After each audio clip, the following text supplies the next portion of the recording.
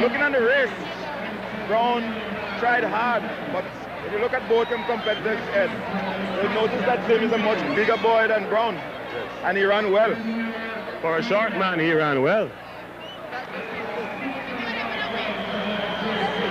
Edburn Sims, man who did such a good job a while ago. Did you think you were going to be the winner? Vinton Powell was my expert while I was watching the race, and he said you were going to be the winner. Did you know you were going to win?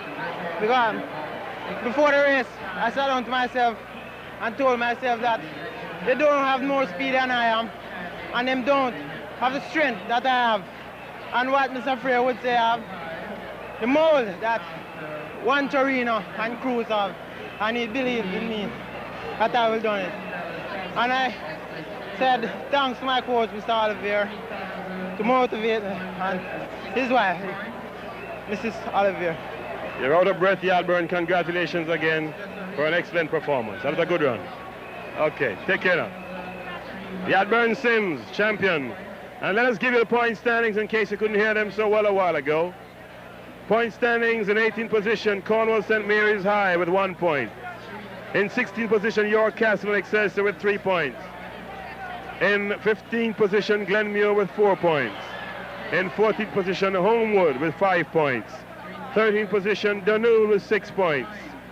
Lying 12th, JC 9.5 points. 11th, Vere with 11 points. 10th, St. George's, 14 points. 9th, Knox, 17 points. 8th, Monroe, 19 points. 7th, Camperdown, 26.5 points. 6th, Wolmer's, 32 points. 5th, KC, they've fallen a notch, 47.5 points. 4th, Clarendon, 54 points. 3rd, Stets, 56.5 points. 2nd, Calabar, 83 points. And 1st, St. Jago, 91 points.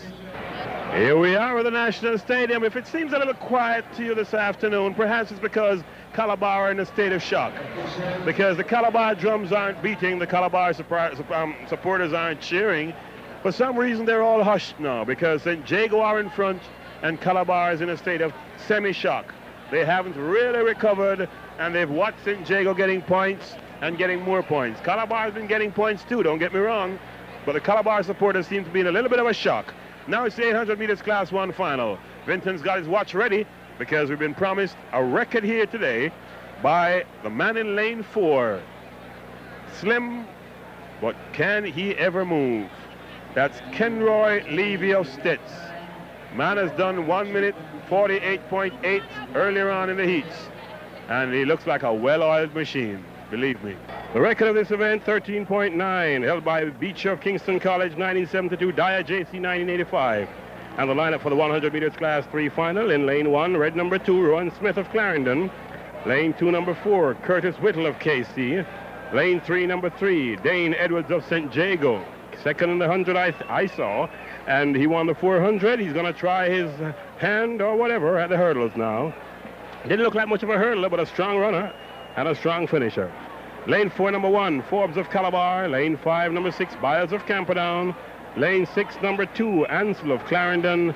Lane 7, red number 1, Maine of Calabar. Lane 8, number 7, Morgan of JC. And Carrington Morgan makes him the son of that popular JC runner of yesterday, Peter Morgan. So that's the lineup for the 100-meter hurdles Class 3 final. As they stand behind the blocks, awaiting the instructions from the starter. 100 meters hurdles Class 3. Smith, lane 1, Whittle, lane 2, Edwards, lane 3, Forbes, lane 4, Byers, lane 5, Ansel, lane 6, Maine, lane 7, and Morgan, lane 8. Best time in the heats was Byers in lane 5 of Camperdown. He did 14.56 seconds as they get down on the blocks. This, the 100-meter hurdles Class 3 final.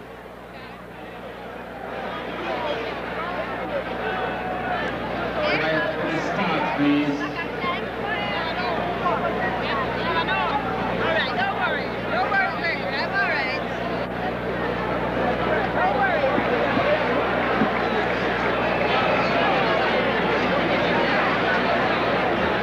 Now the best time in the heats was Biles of Camperdown in lane 5. He wears red, his time 14.56 seconds.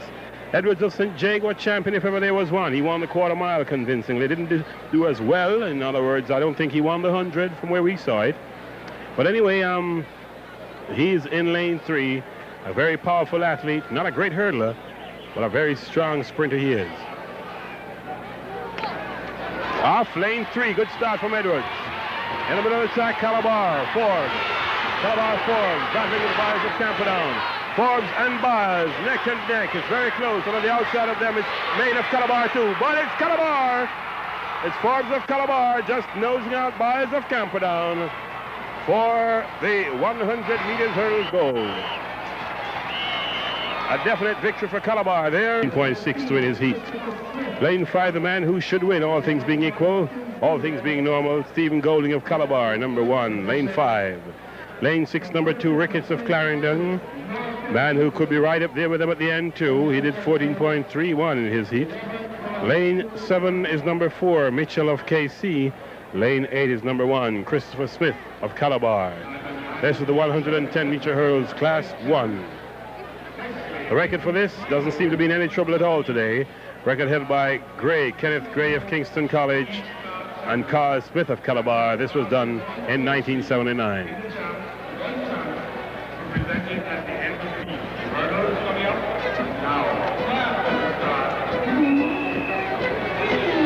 Just a little bit of jogging, a little bit of warm-up, and a lot of anticipating, expectant spectators here. Expectant spectators. They're the best kind, I suppose. 110 meter hurdles, class 1.